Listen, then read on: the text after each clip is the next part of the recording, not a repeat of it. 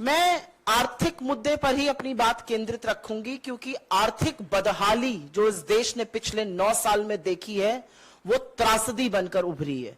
क्योंकि 76 साल आजादी के बाद 9 साल एक अहम हिस्सा होता है उसका, और उस अहम हिस्से में बेरोजगारी का, महंगाई का, भ्रष्टाचार का वो तांडव देखा है इस देश ने, और जो छुपाने की उसको कोशिश करी है वो वाकई त्रासदी है। आज असलियत यह है, अगर सरकार की ओर से ही देख लीजिए, सरकार का सबसे बड़ा दावा क्या है? सीना ठोक कर बोलते हैं हम यूके के आगे की इकोनॉमी बन गए। दावा यह है, असलियत क्या है? यूके की एवरेज परचेजिंग पावर कैपेसिटी जो है वो $50,000 है, हमारी $7,000 है। तो जब झूठ भी बोलते हैं तो इतना लंबा बोल जाते हैं कि अपने आप ही अपने बनाए हुए चक्रव्यूह में फंस जाते हैं। सीना ठोक करके एक अपना दावा और करते हैं 9 साल का। क्या कहते हैं? हमने 86 करोड़ लोगों को फ्री का राशन बांटा। हां, क्योंकि आप हमारे देश को इस कगार पर ले आए कि भूखमरी, बेरोजगारी और महंगाई के चलते आपको वो बांटना पड़ा। और अब लोगों की आंखें खुल रही हैं, क्योंकि गरीब देख रहा है कि आपने उसके साथ क्या क्या धोखा किया है। लेकिन अगर निष्पक्ष तरीके से एक बात देख ली जाए तो जिस प्रधानमंत्री ने 9 साल पहले, आज के दिन प्रधानमंत्री बनने से पहले कहा था मैं 2 करोड़ रोजगार साल के दूंगा, अभी तक तो 19 करोड़ रोजगार बन जाने चाहिए थे, उस प्रधानमंत्री को 71,000 वो चिट्ठियां बांटनी पड़ती है जो डाकिया घर लेकर जाता था। कहां 19 करोड़ रोजगार बनाने थे और कहां 71,000 चिट्ठियां बांट रहे हैं। यह असलियत है इस सरकार की। इस सरकार की यह असलियत है कि कोरोना का एक भी केस आने से पहले इस देश की अर्थव्यवस्था 8.2% से गिरकर 4.1% पर हो गई थी और 45 साल की सबसे ज्यादा बेरोजगारी थी। इस सरकार की यह असलियत है कि इनकी नाक के नीचे से, क्या वो ललित मोदी हो, क्या वो नीरव मोदी हो, क्या वो मेहुल चोकसी हो, क्या वो विजय माल्या हो, करोड़ों का चूना लगाकर पैसा लेकर इस देश का भाग गए और यह सरकार कुछ नहीं कर पाई, आज भी हाथ पर हाथ धरे बैठी है। इस सरकार के भ्रष्टाचार का यह आलम है कि 11 लाख करोड़ बट्टे खाते में अमीर आदमियों के लिए डाल दिए गए, लेकिन किसानों के कर्जे माफी पर नाक भौं सिकोड़ने लगते हैं।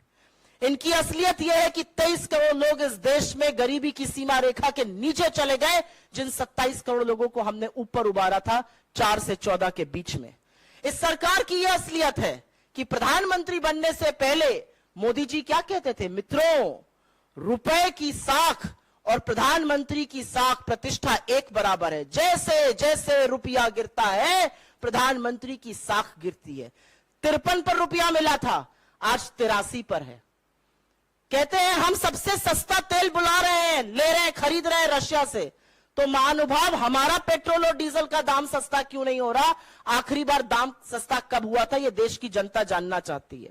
इस सरकार ने पढ़ाई महंगी कर दी, आटा महंगा कर दिया, अस्पताल की बेड महंगी कर दी, रेलवे की यात्रा महंगी कर दी, और इसीलिए मैं कहती हूं कि बेरोजगारी और महंगाई और भ्रष्टाचार का जो तांडव इस देश ने देखा है वो वाकई में त्रासदी है।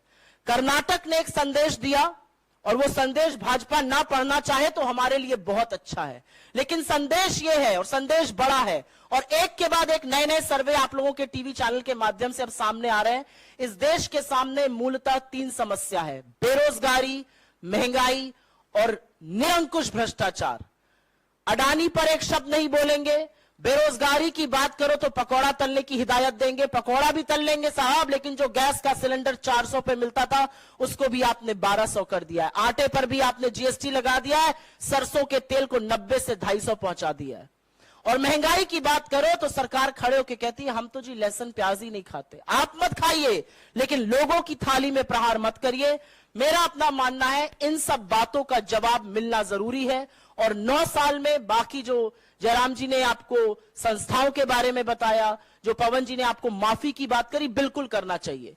मेरा तो एक चैलेंज भी है और एक गुजारिश भी है। महोत्सव मनाना चाहिए सरकार को 9 साल का, महोत्सव मनाना चाहिए अपनी नाकामी के 9 सालों का, और लगे हाथ प्रधानमंत्री महोदय एक प्रेस वार्ता जरूर कर दें बिना टेलीप्रॉम्प्टर के। कुछ सवाल ले लें, कुछ सवाल लेकर एक प्रेस वार्ता कर दें तो हम चुप हो जाएंगे, लेकिन वो कर नहीं सकते क्योंकि प्रधानमंत्री सवालों के जवाब से भागते हैं और सवाल दिन ब दिन बढ़ते जा रहे हैं। धन्यवाद।